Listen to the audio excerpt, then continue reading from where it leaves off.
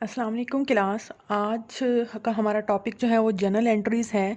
हमने last video में अपना जो है वो जनरल एंट्रीज़ को देखा था, उनके रूल्स देखे थे, किस तरह से जो है वो हम लोग ट्रांजैक्शंस को जो है वो जनरल एंट्रीज़ में हम लोग करते हैं।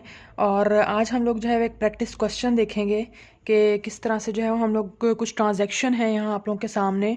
हम लोग इसको देखेंगे कि हम लोग जो है वो किस तरह से इसको जो है वो जनरल में पास आउट करते हैं और रिकॉर्ड करते हैं इन ट्रांजैक्शन को। सबसे पहले हमारी ट्रांजैक्शन है invested $10,000 cash to start the business.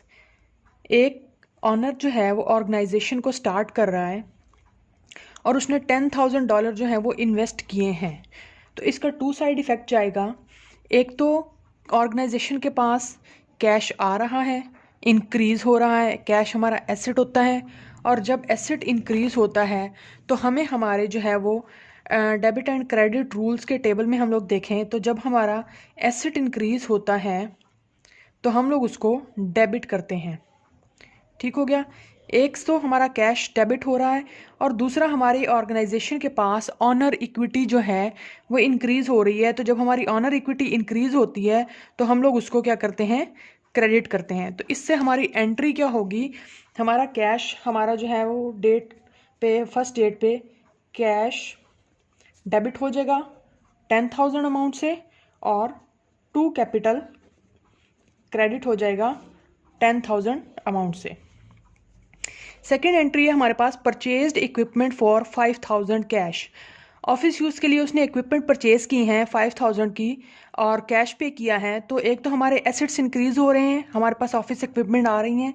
तो जब हमारे एसेट इंक्रीज़ होते हैं तो हम लोग टेबल में देखेंगे हमारे एसेट्स इंक्रीज़ होते हैं तो हम लोग उसको डेबिट करते हैं।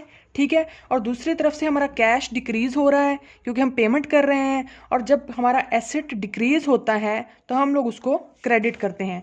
तो इसकी एंट्री क्या बनेगी हमारे पास, ऑफिस इक्विपमेंट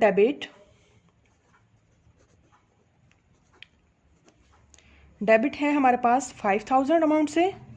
ठीक हो गया। और टू कैश क्रेडिट हो जाएगा हमारे पास 5,000 अमाउंट से। थर्ड एंट्री हम लोग देखेंगे, हमारे पास है paid 400 cash for May office rent. ठीक हो गया। 400 कैश पे कर रहे हैं फॉर मई ऑफिस रेंट का। ऑफिस रेंट रेंट हम जो है उसको एक्सपेंस में हमारा होता है, रेंट एक्सपेंस। ठीक है। तो एक्सपेंसेस जब हमारे इंक्रीज़ करते हैं तो हमें पता है कि एक्सपेंसेस इंक्रीज़ होंगे तो हम लोग उसको डेबिट करेंगे। और हम लोग पेमेंट कर रहे हैं कैश की सूरत में। ठीक है। रेंट पे कर रहे हैं तो हमारा एसेट जो है वो डिक्रीज़ हो रहा है। तो जब एसेट डिक्रीज़ होगा तो हम उसको क्रेडिट करेंगे। ठीक है। और ये हमारी एंट्री हो जाएगी रेंट एक्सपेंस डेबिट और टू कैश क्रेडिट हो जाएगी। किस अमाउंट से हो जाएगी, हमारे पास अमाउंट आ जाएगी 400।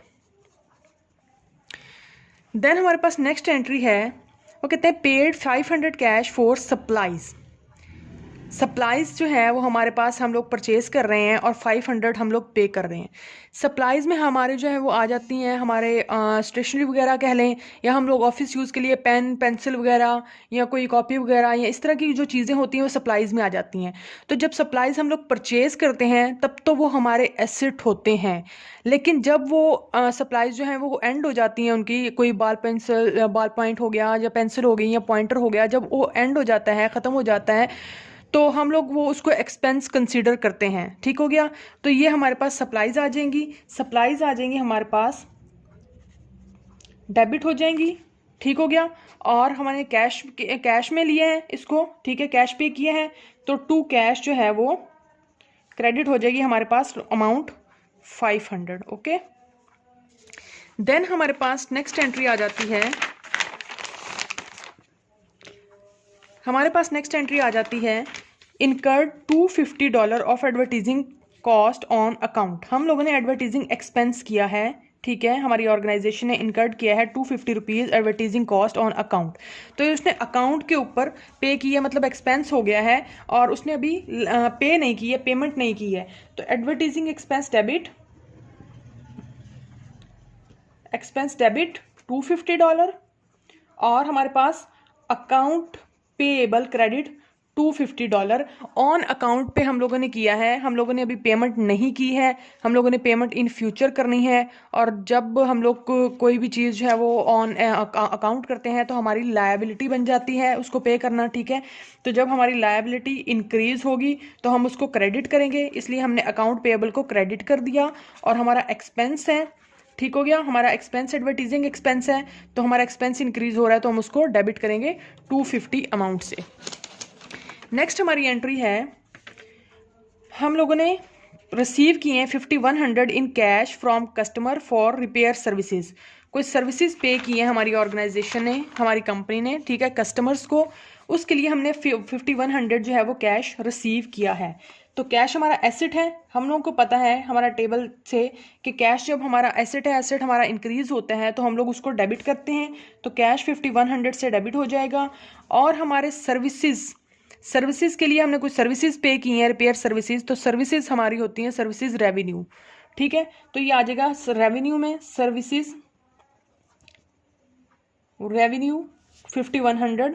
जब हमारे रेवेन्यू इंक्रीज होते हैं तो हम उनको क्या कर देते हैं, क्रेडिट कर देते हैं। ये मैं आप लोगों को यहाँ पर शो कर देती हूँ, हमारे एसेट इंक्रीज हो रहे हैं, हमें कैश आ रहा है तो डेबिट कर देंगे, और हमारे रेवेन्यू इंक्रीज हो रहे हैं तो हम उसको क्रेडिट कर देंगे।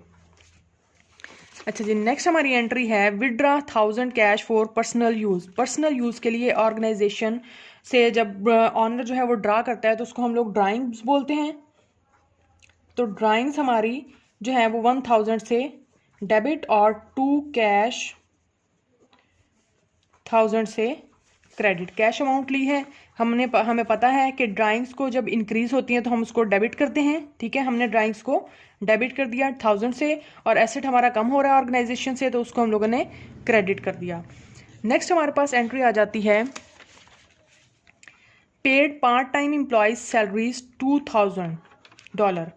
पार्ट टाइम एम्प्लॉयज़ को सैलरीज पे की हैं तो सैलरीज हमारा एक्सपेंस है, और जब एक्सपेंस इंक्रीज होता है तो डेबिट करते हैं, और कैश पे कर रहे हैं तो कैश एसेट है, और ये जब एसेट जो है वो डिक्रीज होता है तो उसको हम क्रेडिट करते हैं। तो इसकी एंट्री आ जाएगी हमारे पास, सैलरीज एक्सपेंस डेबिट और 2 कैश क्रेडिट। कितने अमाउंट से हमारे पास है, 2000 अमाउंट से। अच्छा जी, नेक्स्ट एंट्री आ जाती है हमारे पास, paid utility bills. Utility bills भी इसी तरह से हमारे पास एक्सपेंसेस हैं, ठीक है। तो हम लोग एक्सपेंसेस जब इंक्रीज होते हैं तो हम उनको डेबिट करते हैं, ठीक हो गया, 140 से, और कैश पे कर रहे हैं, ठीक है। कैश हमारा एसेट है, और जब एसेट डिक्रीज होगा तो हम उसको क्रेडिट कर देंगे। नेक्स्ट हमारे पास एंट्री आ जाती है, paid repair services on account to customer 750। हम लोगों ने रिपेयर सर्विसेज पे की हैं, कस्टमर को अकाउंट पे की हैं, हमने पेमेंट अभी रिसीव नहीं की है, सर्विसेज पे कर दी हैं। जब हम लोग सर्विसेज पे कर देते हैं और कैश रिसीव नहीं किया है, अकाउंट पे रिसीव करना है, मतलब कुछ टाइम बाद या कुछ पीरियड बाद, तो हमारे पास ये क्या बन जाता है, हमारे पास अकाउंट रिसीवेबल बन जाता है, ठीक हो गया। तो अकाउंट रिसीवेबल जो होते हैं वो हमारे एसेट होते हैं, मतलब हमें कैश अभी रिसीव नहीं हुआ है, कैश रिसीव होना है, तो अकाउंट रिसीवेबल 750 से डेबिट हो जाएगा। और सर्विसेज के थ्रू हो रहा है हम लोगों को जनरेट अकाउंट रिसीवेबल, तो सर्विसेज रेवेन्यू 750 से क्रेडिट हो जाएगा। नेक्स्ट हमारे पास आ जाती है, collected cash of 120 for services build in transaction 10। अभी ये जो हम लोगों ने ट्रांजैक्शन 10 की है, इसमें हम लोगों ने वो कह रहा है कि इसका कैश 120 रिसीव कर लिया है, जो कि हम लोगों ने 750 रिसीव करना था टोटल। आफ्टर 1 मंथ हम लोगों ने अकाउंट रिसीवेबल में से एक 120 जो है वो कैश रिसीव कर लिया है। तो कैश हमारे पास रिसीव हुआ है 120 से, ठीक है। देखिए, कैश अकाउंट रिसीवेबल थे हमारे पास 750, 120 हम लोगों ने उसमें से कैश रिसीव कर लिया है, तो 630 जो है वो हमारे अकाउंट रिसीवेबल अब बचते हैं, ठीक हो गया, जो कि हमने रिसीव करने हैं। तो एक तो हमारे पास कैश के ऊपर इफेक्ट जा रहा है कि कैश हमारे पास रिसीव हो रहा है 120 से, उसको डेबिट कर देंगे। दूसरा इफेक्ट हमारा कहाँ जा रहा है, हमारे अकाउंट रिसीवेबल डाउन हो रहे हैं, डिक्रीज हो रहे हैं। पहले 750 थे, अब 630 रह गए हैं, क्योंकि हम 120 रिसीव कर चुके हैं। तो हमारा जो है सेकंड इफेक्ट अकाउंट रिसीवेबल के ऊपर जाएगा कि जब हमारे अकाउंट रिसीवेबल डिक्रीज होते हैं, हमारा एसेट डिक्रीज होता है, तो हम उसको क्रेडिट करते हैं, ठीक हो गया। अकाउंट रिसीवेबल हमारे एसेट है, एसेट जब डिक्रीज होगा तो हम लोग उसको क्रेडिट करेंगे। ठीक हो गया। तो ये अमाउंट क्या आएगी, ये अमाउंट 120 आएगी, 630 नहीं आएगी, क्योंकि 630 तो अभी हमने रिसीव करने हैं, हमने 120 रिसीव किए हैं, तो कैश हमारे पास 120 आया। तो इसी तरह से हमारे पास अकाउंट रिसीवेबल 120 से ही कम हुए हैं, तो ये हमारी जो है वो लास्ट एंट्री होगी।